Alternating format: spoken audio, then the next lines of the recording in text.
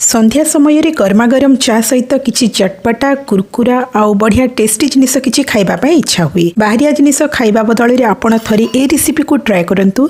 मटर सीजन सरिबा आगरु चूड़ा मटर रेसिपीटी निश्चित भाव बनातु आ केमिति लागिला मते कहिबे निश्चय। तेबे चलंतु सिखिने एहार प्रस्तुति प्रणाली। चूड़ा मटर बनैबा पई प्रथमे कड़ाईटी को गरम करि नेबा आउ तापरे आमे पकेबा गोटे बड़ चामच सोरिष तेल।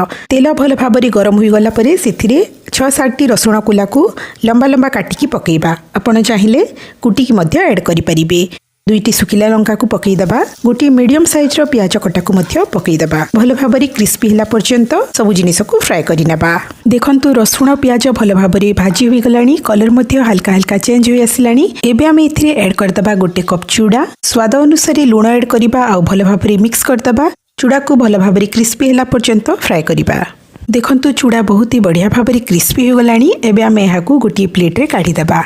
एबे सही कड़ाई रे ही गोटे चामच सोरिष तेल पकेबा। यही चूड़ा मटर रेसिपीटा को सोरिष तेल रे ही करिवे जा फल रे कि टेस्टटा बहुत ही बढ़िया आसीबो। एबे आमे 2 बड़ चामच चीना बादाम पकेकी भल भाबरे भाजी नबा। भल भाबरे क्रिस्पी हो गला परे बादाम गुडी को काढी नबा। देखंतु एबे मध्य कड़ाई रे तेल अछि। एबे सही तेल रे आमे पकेबा 2टी कंचा लंका। एबे एथिरे ऐड करदबा फ्रेश मटर। ध्यान रखिए फ्रेश मटर ही यूज करेंगे। फ्रोजेन मटर बिल्कुल भी यूज करेंगे।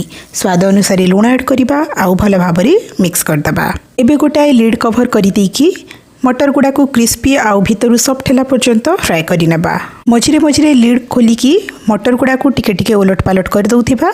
देखंतु पाखापाखी 3 ରୁ 4 मिनिट फ्राई कला परे मटर गुड़ा को बाहर बहुत ही बढ़िया भाव क्रिस्पी आउ भितरे सॉफ्ट हो जाइछि। वर्तमान एटा ही गलानी। एबे आमे ई भजा मटर को भाजिकी रखिथिबा चूड़ा रे मिक्स करदबा। गोटे छोट चामच जीरा गुंड आउ अध छोट चामच चाट मसला ऐड करिबा। प्रथम भाजिकी रखिथिबा बादाम को मध्य ऐड करिबा आउ सबु जिनिस को भल भाबरे मिक्स करदबा। देखंतु प्रस्तुत होई गला अति स्वादिया चूड़ा मटर। एहा को आपण स्टोर करके रखि परिबेनी। इंस्टेंट एहा को बनैबे आउ खाइबे। एहा खाइबा पई खूब स्वादिया आउ चटपटा टेस्टी लागि थाए। संध्या समय गरमा गरम चा सहित आपण एहा को सर्व करंतु। देखिबे समस्त फैमिली मेंबर एहा को निश्चित भाबरे पसंद करिबे। आजिर चूड़ा मटर रेसिपीटी केमिति लागिला मतामत निश्चित भाबरे जणाइबे। मटर मार्केट रु सरिबा आगरु एही चूड़ा मटर रेसिपीटी निश्चित भाबरे ट्राई करिबे। रहुची नमस्कार।